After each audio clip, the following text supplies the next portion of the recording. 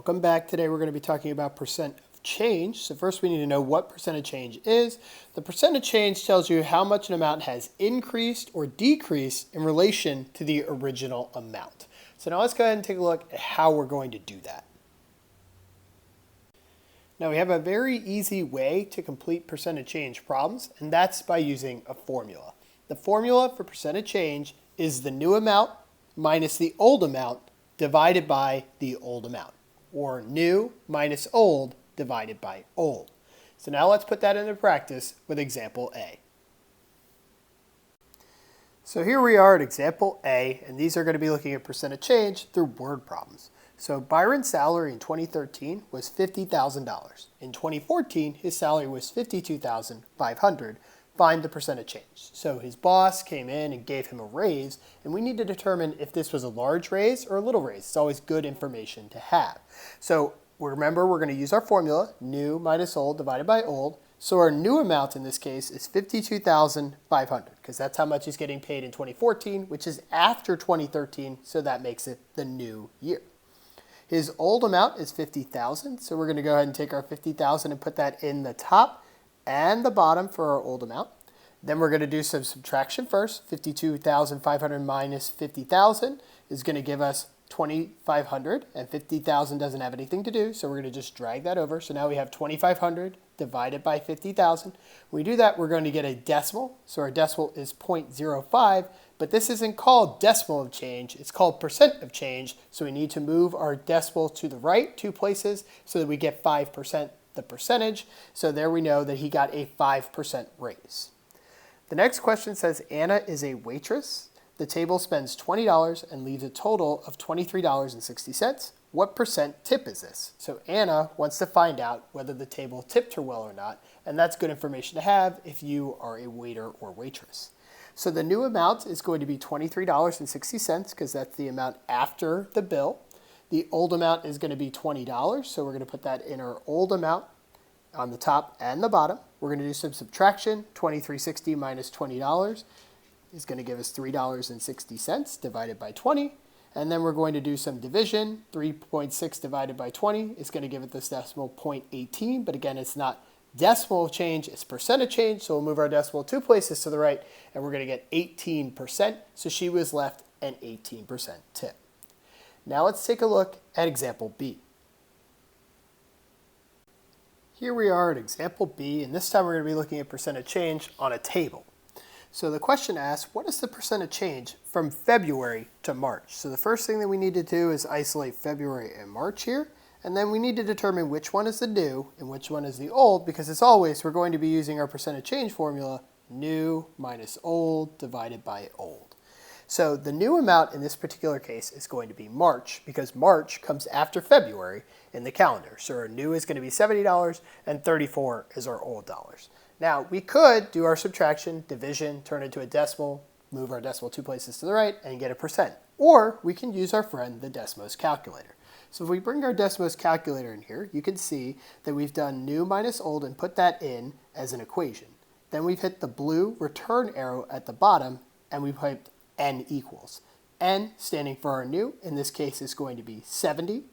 And then our old, as we talked about, is going to be standing for 34.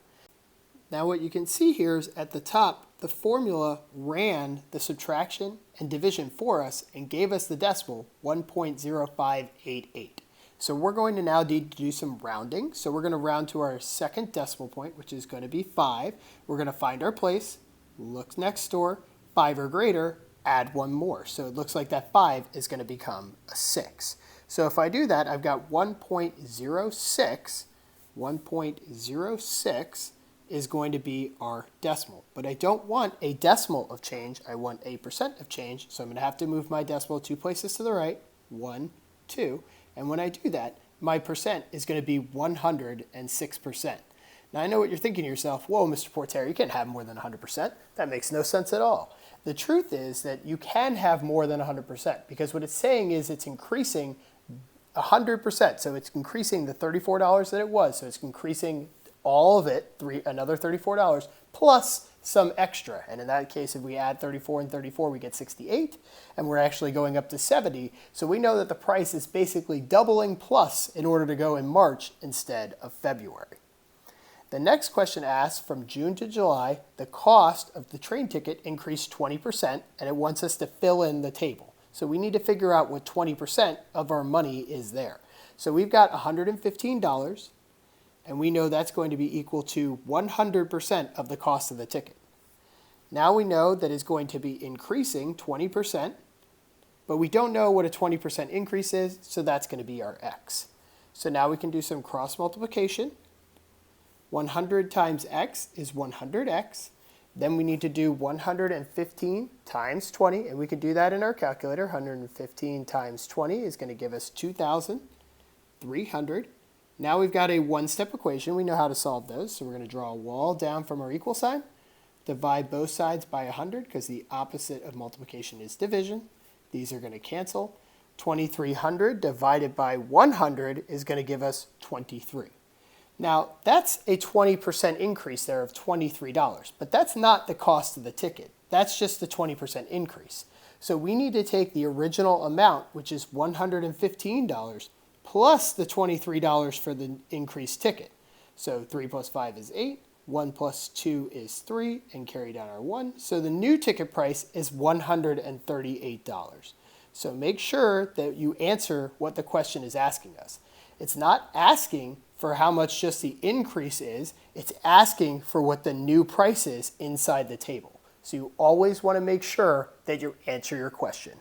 And notice that I put a $sign there because it's a word problem, so we have a word answer. Now let's take a look at the next one. So here we are at example C, and it says, what is the percent of change from Wednesday to Thursday, round to the nearest percent? So it's given us an additional direction. We need to round to the nearest percent. And we have to figure out what Wednesday and Thursday is because it doesn't give us the numbers. We're going to need to read the graph. So our Wednesday amount, we can see at the very top of our graph here, is going to be 900. And our Thursday amount, all the way down here towards the bottom of our graph, is going to be 100.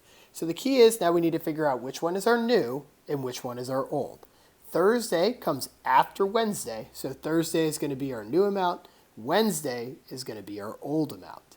So now that we know these two numbers, let's go ahead and pull in our Desmos calculator again because that method seemed a little easier. So the first thing we're going to have to do is we're going to type in our formula. So this time we're going to type in our formula. We've got new, and we're going to type that as new minus old, and we want to divide that by old.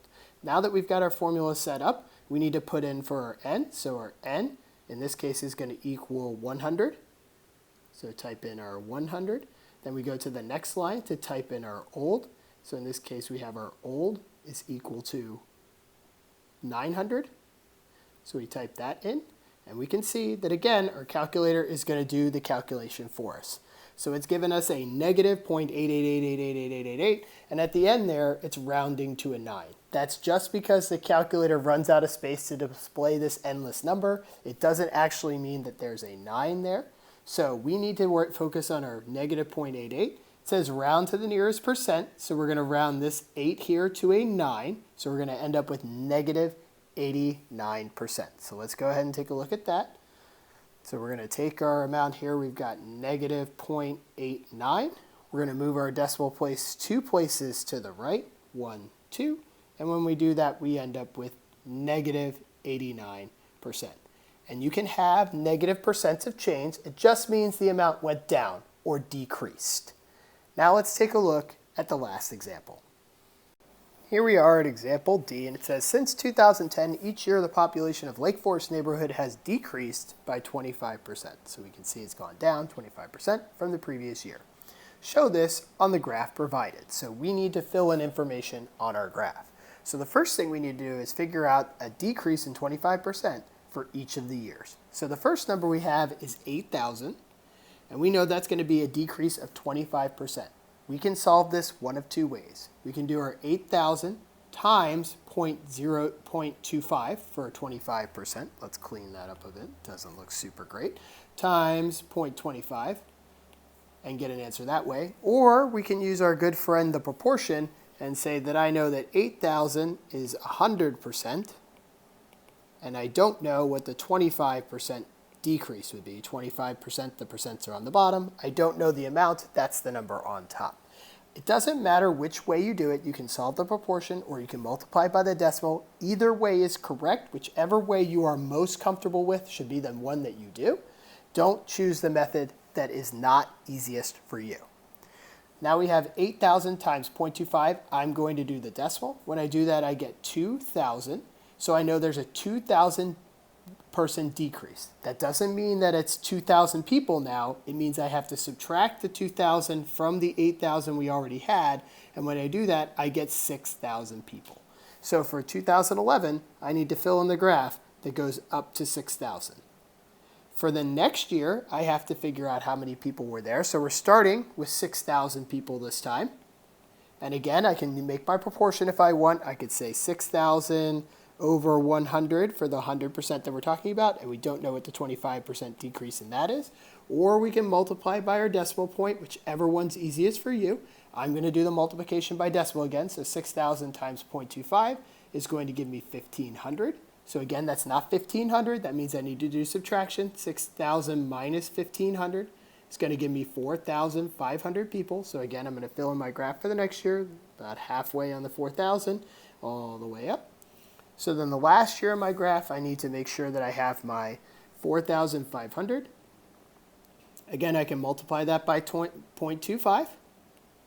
Or I can put that on my proportion. So I can say 4,500 divided by 100 is equal to, I'm not sure, over 25%. Whichever way works for you. This time I'm going to multiply by the decimal again. When I do that, I get 1,125, but again, that's not 1,125 people.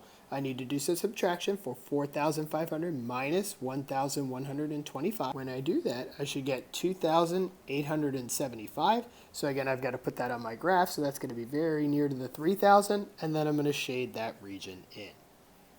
When I've done that, I have my entire graph filled in based on the questions that it gave me, and that brings me to the end of this question, brings me to the end of this set of notes, and brings us to the end of this video. So if you like this video, go ahead and throw us a thumbs up. If you love this video, go ahead and throw us a sub, and we will catch you in the next one.